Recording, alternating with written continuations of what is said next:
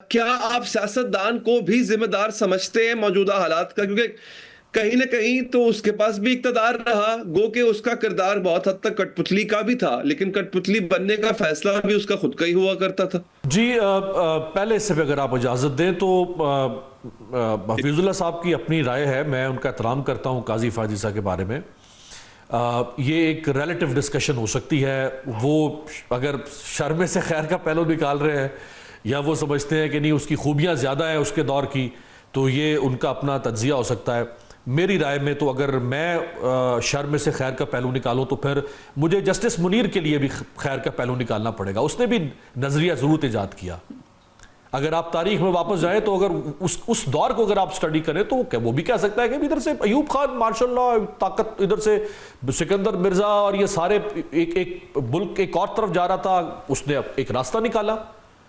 अगर इरशाद हसन खान से पूछे तो वो भी कहेगा कि मुशर्रफ ऊपर आके बैठ गया था, हम तो सारे रबर स्टैम्प हो गए थे, हमारी क्या हैसियत औकात थी, मैं ना भी फैसला करता अगर, तो वो वैसे ही हमें उठा के किसी कूड़ेदान में फेंक देता तारीख।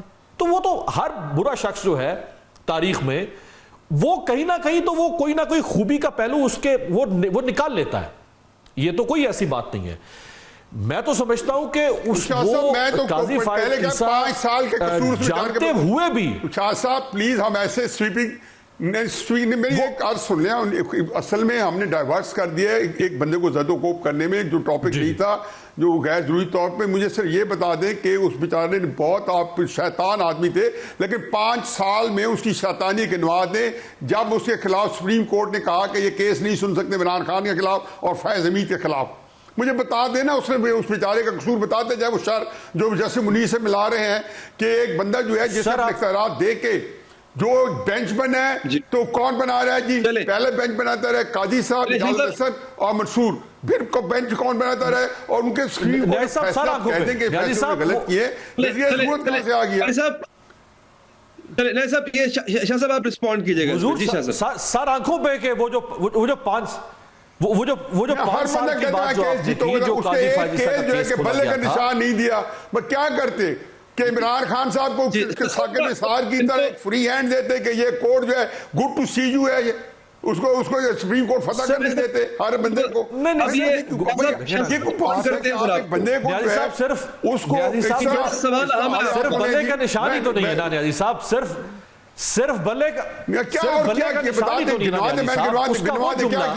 किया जी, क्या किया उसका वो जी आपने सवाल पूछा है, वो उसका मैं जवाब दे रहा हूं, उसका वो जवाब अच्छा सवाल है आपका, ये बहुत अच्छा सवाल है आप। जब काजी फाजिसा को यह बताया जाता रहा और वो खुद देख रहा था, वो कहीं युगंडा तो नहीं बैठा हुआ था, वो खुद देख रहा था कि इलेक्शन से पहले उम्मीदवारों को उठाया जा रहा है, वो देख रहा था कि साथियों के साथ क्या हो रहा है, वो देख रहा था कि सुप्रीम कोर्ट का काम है, ये सुप्रीम कोर्ट का काम है। जब उसको बताया गया सुप्रीम कोर्ट में, तो उसने कहा कि अगर आप किचन में खड़े नहीं हो सकते, अगर आप किचन की तपश बर्दाश्त नहीं कर सकते, तो आपको खड़ा ही नहीं होना चाहिए। नहीं तो कह रहा हूं ना जी, आप जब बंदयाल ने कहा कि 13 मई को इलेक्शन होने चाहिए, तो क्या वो घर चला गया था? मुझे ये बताएं एक जुमला, देखो ये बातें कैसी हम कर रहे हैं कि जैसे अनान इक़्तिदार उसके पास थी। इन हालात में असल में क्राइसिस ये कि ये कम से कम ऐसे कुछ लोगों का एहसास जुर्म है जो उन्होंने काजी फाइज़ के खिलाफ किया है। और ये देखो मुझे क्या पड़ी है, मेरा काजी फाइज़ से क्या लेना देना, मिक्स कर रहे हैं। लेकिन मैं ऐसा ओपिनियन दे के तारीख का हिस्सा बने कि मेरे सामने एक बात हुई है और मैंने उसको रेक्टिफाई किया ना। क्या ज्यादती हुई है? आपके मानने पर क्या नहीं है, बाईपास कर जाते हो कि 5 साल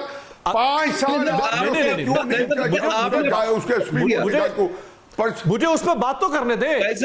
अगर काजी फाजिसा के साथ ज्यादती हुई, जो काजी फाजिसा के खिलाफ रेफरेंस फाइल किया गया, पहली बात तो यह कि आप आज ले सुप्रीम कोर्ट के उन रिपोर्टर्स को, हसनात मलिक से लेके बाकी रिपोर्टर्स जो उस वक्त काजी फाजिसा के जान से लेके बाकी रिपोर्टर्स जो काजी फाजिसा के दलील थे, वो सब बातें हैं कि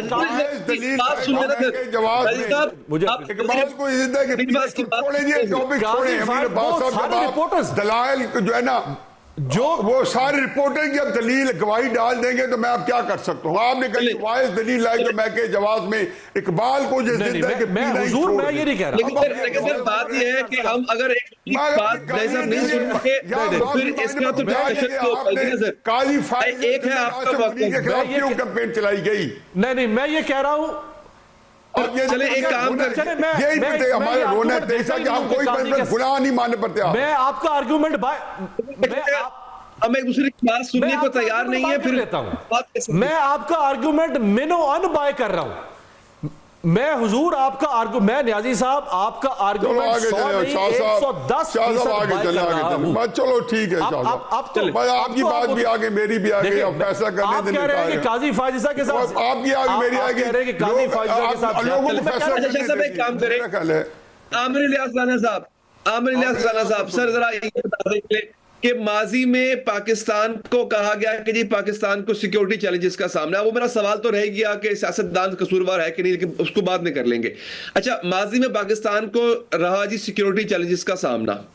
अच्छा, तो कौम, हमने देखा कौम जब भी ऐसी सूरत हाल में फौज के पीछे खड़ी होती थी, चाहे वो 1965 हो, चाहे वो कोई और महाज हो, फिर या फिर 2016 के बाद की सूरत हाल हो। लेकिन इस वक्त जो हालात है, ऐसा पहले कभी नहीं देखा। अब क्या वजह है कि वो कौम वो पीछे खड़ी है फौज के या नहीं खड़ी? फौज तो कहती है कि कौम 80%, एक सर्वे भी हुआ था, 80% अवाम का एतमाद है। लेकिन ये जो कहा जाता है कि वो जो 65 वाला जज्बा नहीं है, वो इसकी वजूहात क्या है सर? देखें, ये मजमूई जो मैंने पहले सवाल का जवाब दिया उसी का हिस्सा है कि सब ने अपने अपने जाती मकासद, पार्टी मफादात, उन सब के ऊपर रखा अपने आप को।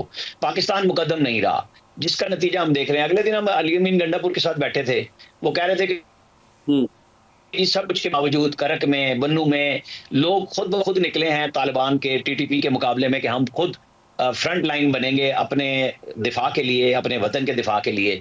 बावजूद डिवाइड के ये एक बहुत हौसला अफजा बात थी। गो के अली अमीन गंडापुर ये कह रहे हैं कि तालिबान के साथ बात करनी होगी, तो बातचीत से तो पाकिस्तान ने कभी इनकार नहीं किया। कि अभी भी हमारे जो आज सब अखबारात की हेडलाइंस में मौजूद है कि हमारे जो स्पेशल एनवाय फॉर अफगानिस्तान है सादिक साहब, वो कल वजीर खारजा तालिबान के साथ मिले हैं जाके।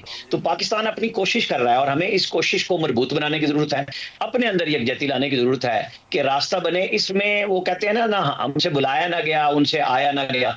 यानी इमरान खान को बुलाया ना गया, उनकी पार्टी को तो बुलाया गया था, वो नहीं आए, वहां पे आया ना गया उनसे। सब ने अपने अपने पैटी इशूज को सामने रखा है। यही काम नवाज शरीफ जेल में थे लेकिन PMLN ने नहीं किया। वो इसी तरह की कमेटियों की मीटिंग में मुसलसल नुमाइंदगी करते रहे, जबकि इमरान खान वजीर आजम थे, वो उनके साथ नहीं बैठते थे।